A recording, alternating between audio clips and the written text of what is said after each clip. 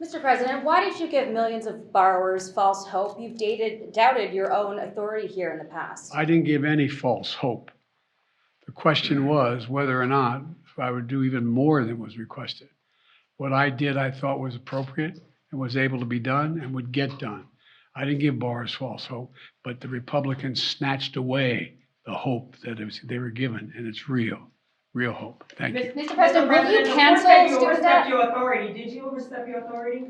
I think the court misinterpreted the Constitution. Mr. President, do you admit failure in Afghanistan?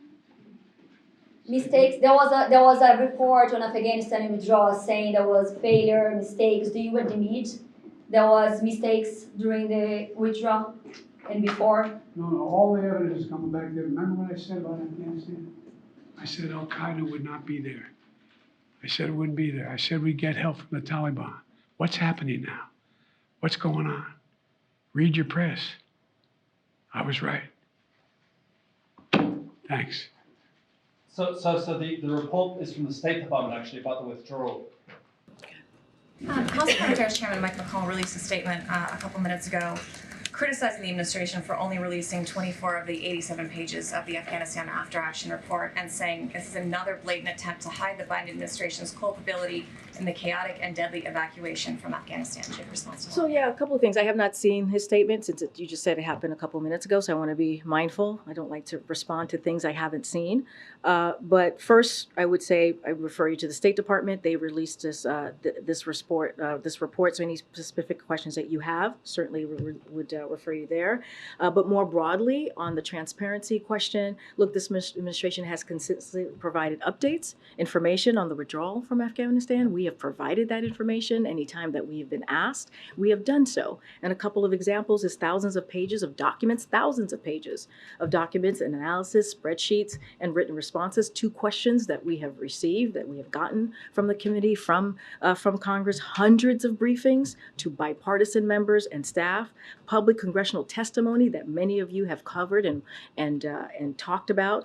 These have been done by senior officials. So when you look at those, and that's just the facts, that's the data, that tells you how transparent and how responsive this administration has been. Anything related to the release from the State Department, any specifics, I certainly would refer you to them. But amid criticism from Republicans that the administration has tried to downplay its culpability in the evacuation mayhem and the things that went wrong as the U.S. was pulling out, what message does it send to release this long-anticipated report on a Friday, on a heavy news day, ahead of a holiday weekend? So again, that is a State Department decision, so I would have to refer you to them. But your first question, your first part of the question, right? You were talking about transparency. I just laid out thousands of pages of documents, just laying it out. Analysis, just laying it out. Spreadsheets, just laying it out. Responses to questions. Well, I disagree with the premise, but I'm also laying out what we've actually done, right? We've actually laid out and have conversation. You've seen senior officials take questions, tough questions, in a bipartisan way on this issue. And we've delivered on hundreds and hundreds, thousands, pardon me, of pages of information, hundreds of briefings. So that's being transparent. That's being there and answering and taking those tough questions. And so, yeah, I disagree with the premise of the question. But again, I just lay out the facts for you, and it's been there. It's for all of you to see. Go ahead.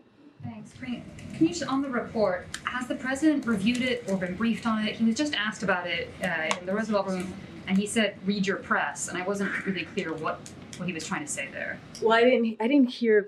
I know that he was asked about this particular review or this after action review that was given. Look, what I can speak to is more broadly what the president has said, and I think this is what he was referring to.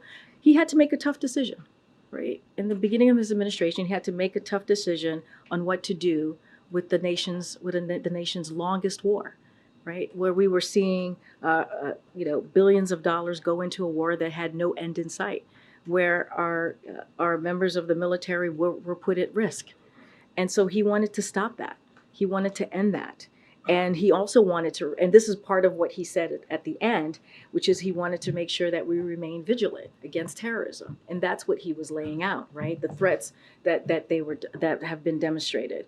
And so we took, as you know, we took a leader of Al-Qaeda without having any troops on the ground. And so that's what he was talking about, is keeping our promise, making sure that we keep Americans safe, making sure that we we put the American people's interests first. And so that's what you've seen this president do. The report specifically says that senior administration officials were to blame for the chaotic exit, for failing to decide which Afghans should be eligible for evacuation, and for issuing changing guidance. Do you agree with the report? Do you accept responsibility for that?